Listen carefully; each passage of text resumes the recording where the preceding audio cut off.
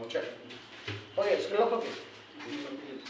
चलो देखिए, कल हम लोग क्या बताए थे कल की क्लास में, each, either, neither, every, everyone, any और एनीवन। ठीक है, इस चीज को खाली ध्यान देना है, नन और नो वन। ये इतना महत्वपूर्ण है कि किसी भी एग्जाम में अगर आप जो है किसी भी एग्जाम में तो सब में एक एक न एक क्वेश्चन जरूर आता है। और ये बड़ा आसान सा तरीका है। हम लोग साथ जो कल जो बता रहे थे उसमें एक बहुत बड़ा कंफ्यूजन था। और कंफ्यूजन क्या था कि एग्जाम में हमेशा दिमाग में ऑप्शन हमारे पास 4 शिफ्ट होता है, 4 सेट होता है ऑप्शन। पहला अक्सर अगर ईच दिया हुआ और ये गलत है तो हम लोग क्या लगा सकते हैं। अब हमारे पास either, neither, every, everyone, none, no one है ना, और नन, नो वन आ गया, एनी, एनीवन, ये सारा ऑप्शन हमारे पास होता है। अब आप देखो इन सभी ऑप्शनों में हमें मात्र कितने ऑप्शन चूज करना है, तो 4 ऑप्शन चूज करना है। अब यह 4 ऑप्शन को जो हम लोग चूज करेंगे तो कैसे करेंगे, तो हमने क्या किया, उसका एक नया तरीका बनाया कि जो एक तरह का मीनिंग प्रोड्यूस करता है, जिसका जो है ना एक तरह का मीनिंग होता है, उसको हमने एक कैटेगरी में ले लिया। जो फिर एक तरह का मीनिंग लेता है उसको मैंने दूसरे कैटेगरी में ले लिया, और फिर जो एक तरह का मीनिंग होता है उसको मैंने तीसरे कैटेगरी में ले लिया। ठीक है, अब जिससे मैंने पहला क्या लिया, ईच, एवरी, एवरीवन, इसको एक साथ इसलिए लिया कि तीनों का अर्थ जो होता है वो क्या होता है, प्रत्येक होता है। अब यहाँ पर देखिए ईच का भी अर्थ होता है प्रत्येक, एवरी का भी अर्थ होता है प्रत्येक, और एवरीवन का भी अर्थ क्या होता है, प्रत्येक ही होता है। इसीलिए मैंने 3-3 का पेयर बना दिया। अब यहाँ पर देखो आइदर, एनी और एनीवन, अगर इसकी हम लोग बात करें तो इसका अर्थ होता है दो या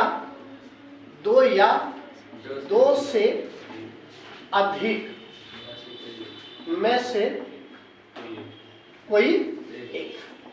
अब यहां पर देखो यह भी अर्थ हो गया किसका, आइदर है तो 2 में से कोई एक, एनी और एनीवन है तो 2 से अधिक में से कोई एक, इसलिए मैंने सबका एक कंबाइंड मीनिंग लिख दिया, 2 या 2 से अधिक में से कोई एक।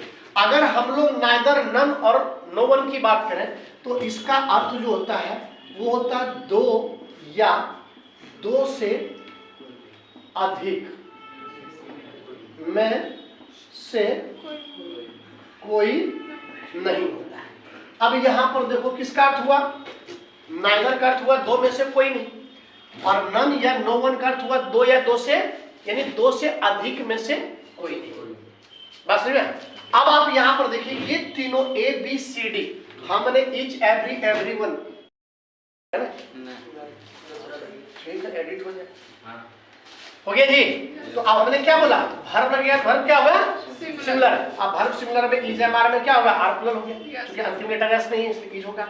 अब उसके बाद कहाँ है, देखो हमने क्या बोला, एडजेक्टिव या प्रोनाउन। यहाँ पर देखो बुक हमारा क्या है, नाउन, नाउन से पहले एडजेक्टिव। तो बताओ चार्ट जो आपको बताया उसके आधार पर देखो ये कौन सा एडजेक्टिव है, पजेसिव एडजेक्टिव है कि नहीं, कौन सा एडजेक्टिव है, पजेसिव एडजेक्टिव है।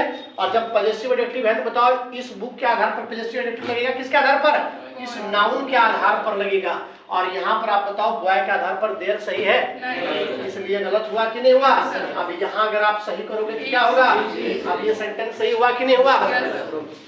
चलो जल्दी से आप इसको नोट करें।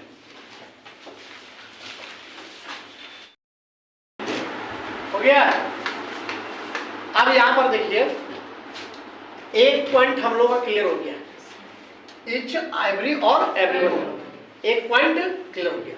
अब हम लोग आते हैं पॉइंट नंबर दूसरा। पहला सिचुएशन हमने क्या देखा कि अगर हमारा जो है ईच या एवरी के बाद जब भी नाउन आया तो नाउन सिंगुलर होगा, वर्ब सिंगुलर होगा, पजेसिव एडजेक्टिव प्रोनाउन सब कुछ सिंगुलर होगा। दूसरा चीज यहाँ पर देखें कि कहता कि अगर कहीं पर ईच आए और ईच के साथ क्या है, अगर एवरी अब नहीं, क्या आएगा, एवरीवन, ईच या एवरीवन।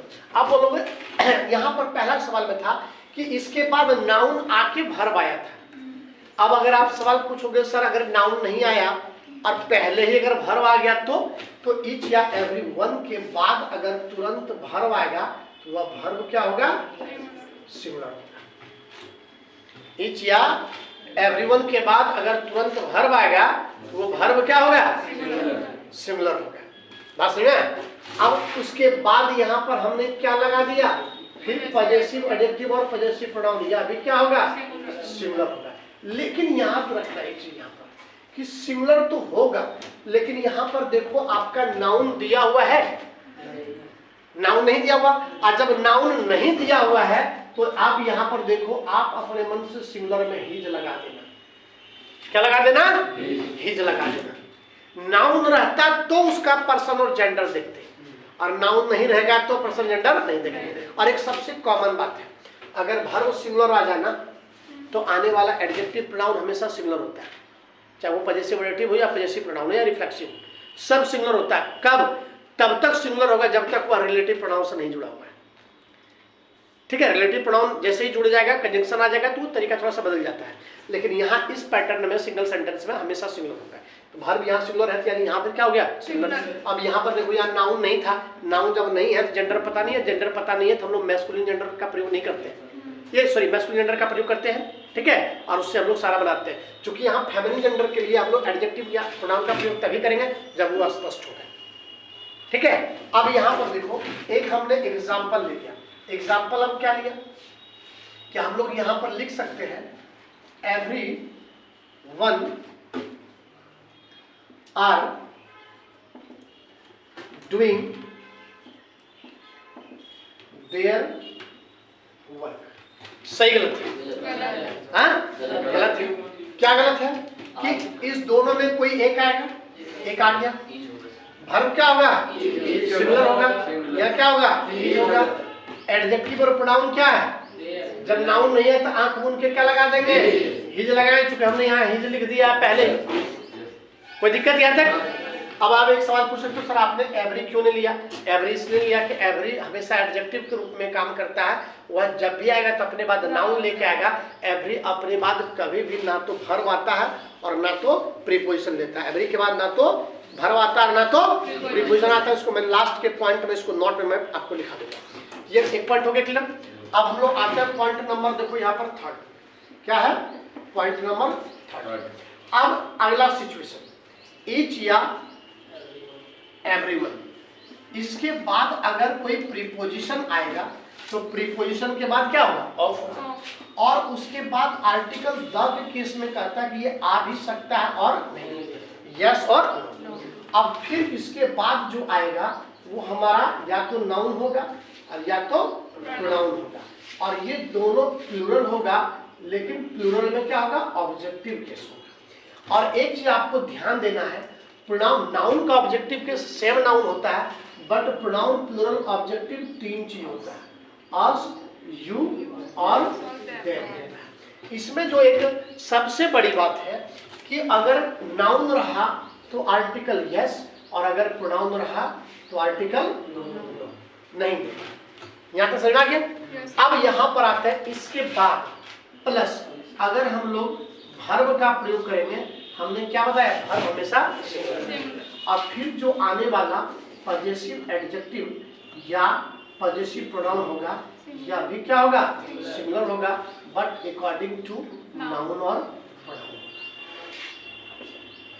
यहाँ तक क्लियर हो गया? ठीक है। अब देखो हम लोग एक एग्जाम्पल लेते हैं। एग्जाम्पल क्या लेते हैं? हमने लिखा each of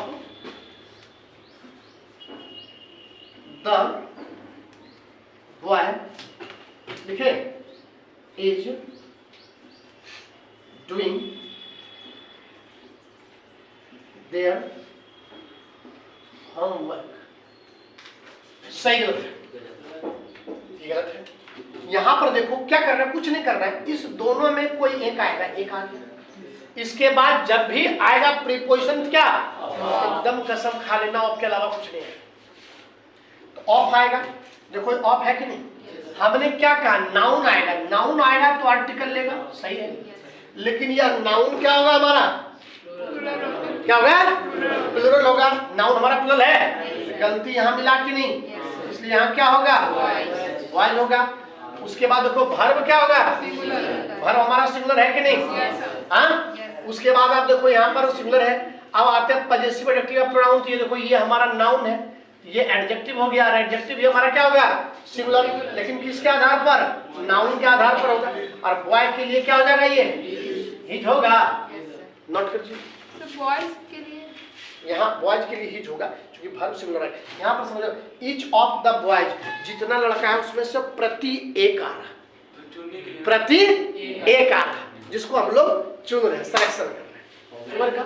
अब हम लोग आते हैं फोर्थ पॉइंट, और जो काफी इंपॉर्टेंट है। ये क्या है, यहाँ पर समझिए कि अगर ईच या एवरीवन, ईच या एवरीवन के बाद अगर प्रीपोजिशन आएगा तो क्या आएगा, उसके बाद हमने क्या बताया कि आर्टिकल का आ भी सकता और प्लस इसके बाद एक न्यूमरल एडजेक्टिव आएगा।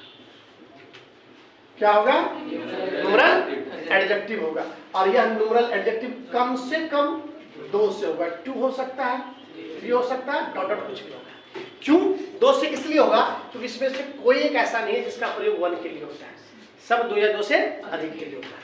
अब एडजेक्टिव आ गया, अब यहाँ प्लस नाउन, एडजेक्टिव आया तो नाउन है, ठीक है, इसलिए क्या होगा, नाउन है। अब नाउन हमारा क्या होगा, प्लूरल होगा। ऑब्जेक्टिव केस होगा, लेकिन अब ऑब्जेक्टिव केस लिखने की आवश्यकता नहीं, क्योंकि नाउन का सब्जेक्टिव ऑब्जेक्टिव बराबर है। अब यहाँ तक प्लस वर्ब, तो वर्ब आपका क्या हो जाएगा, तो वर्ब हमेशा सिंगुलर होगा। अब प्लस पॉजेसिव एडजेक्टिव या जो प्रोनाउन होगा ये भी क्या होगा, सिंगुलर होगा, लेकिन अकॉर्डिंग टू नाउन होगा, प्लस डॉट डॉट। समझ में? अब हम लोग यहाँ पर अगर इसका एक एग्जाम्पल लेते हैं, तो यहाँ से एग्जाम्पल आप समझ लो, हमने क्या लिखा, everyone of the 2 boys is doing his homework. अब बताओ सही गलत है, क्या गलत है, इसके जगह पे गलत है, आप गलत बोल समझो। यहाँ पर इस दोनों में कोई एक आएगा, एक आ गया, प्रीपोजिशन ऑफ आएगा, आ गया, नाउन रहेगा तो आर्टिकल आएगा, सही है, और इस नाउन के पहले न्यूमरल वर्ड होगा, सही है, वर्ब सिंगुलर होगा, सही है, एडजेक्टिव प्रोनाउन भी क्या होगा, सिंगुलर होगा, लेकिन किसके आधार पर होगा, नाउन के आधार पर, तो बॉयज के आधार पर तो ही सही है। तो सेंटेंस क्या है हमारा, गलत है, सेंटेंस क्या है, गलत है। आप बोलोगे क्यों, तो बताओ, इच का प्रयोग कितना के लिए करते हैं, 2 या 2 से अधिक के लिए, एवरी का प्रयोग हमेशा 2 के लिए, 2 से अधिक के लिए, और एवरीवन का प्रयोग हमेशा 2 से अधिक। यहाँ पर देखो कितने सब्जेक्ट की बात कर दिया। एक चीज याद रखना, अगर ये नहीं रहे, मान लिया जाए ये नहीं रहेगा, तो इसी के आधार पर हम लोग इस नाउन को डिफाइन करेंगे, यानी एवरीवन है मतलब 2 से अधिक की बात कर रहा है, 2 से अधिक में से कोई एक की बात कर रहा है, या प्रत्येक की बात कर रहा है, ठीक है, 2 से अधिक में से प्रत्येक की बात कर रहा। लेकिन जैसे ही यहाँ पर 2 दे दे, 2 बॉय, यानी ये फिक्स है, और अब इसके आधार पर ये लगेगा। अब मुझे बताओ, 2 के लिए एवरीवन होता है, 2 के लिए हमारे पास ऑप्शन क्या है, ये दोनों हमेशा 2 से अधिक होता है, ईच ही ऐसा है जो 2 के लिए भी होता है, 2 से अधिक भी होता है, इसलिए क्या हो गया, ईच लगेगा। अब हमारा कंसेप्ट देखो बिल्कुल स्पष्ट है, हमने 4 पॉइंट्स इसमें देखा। पहला पॉइंट कि ईच या एवरी के बाद अगर तुरंत नाउन आएगा तो सिंगुलर होगा, अब वर्ब भी सिंगुलर होगा, एडजेक्टिव प्रोनाउन सब कुछ सिंगुलर होगा। दूसरा पॉइंट, नाउन नहीं आ करके अगर ईच या एवरीवन के बाद अगर वर्ब आया तो वर्ब भी सिंगुलर होगा, और एडजेक्टिव जो है प्रोनाउन सिंगुलर होगा, सिंगुलर में भी केवल हिज होगा। क्यों, चूंकि जेंडर क्लियर नहीं है, जब जेंडर क्लियर नहीं होता तो हम लोग हिज का प्रयोग करते हैं, मैस्कुलिन जेंडर का प्रयोग करते हैं। तीसरा पॉइंट, ईच या एवरी या ईच या एवरीवन के बाद अगर कोई प्रीपोजिशन आएगा, केवल ऑफ आएगा, आर्टिकल आएगा, नाउन रहेगा तब, और आने वाला जो नाउन या प्रोनाउन होगा वो ऑब्जेक्टिव केस प्लूरल होगा, वर्ब सिंगुलर होगा, बाकी बात सब कुछ सिंगुलर होगा, एडजेक्टिव प्रोनाउन। और चौथा क्या था, तो चौथा यही है, है ना, आर्टिकल के बाद हम लोग डायरेक्ट नाउन लिख रहे थे, एक नया चीज ऐड कर दिए, न्यूमरल वर्ड, यानी न्यूमरल एडजेक्टिव। अगर न्यूमरल एडजेक्टिव रहा तो वही डिफाइन करेगा, ईच लगेगा या एवरी लगेगा या एवरी। ये 4 पॉइंट क्लियर हो गया था। और एक नोट में मैं आपको लिखा दूंगा कि एवरी अपने बाद कभी भी वर्ब या प्रीपोजिशन नहीं लेता है, ठीक है, जल्दी से आप इसको नोट कर लें।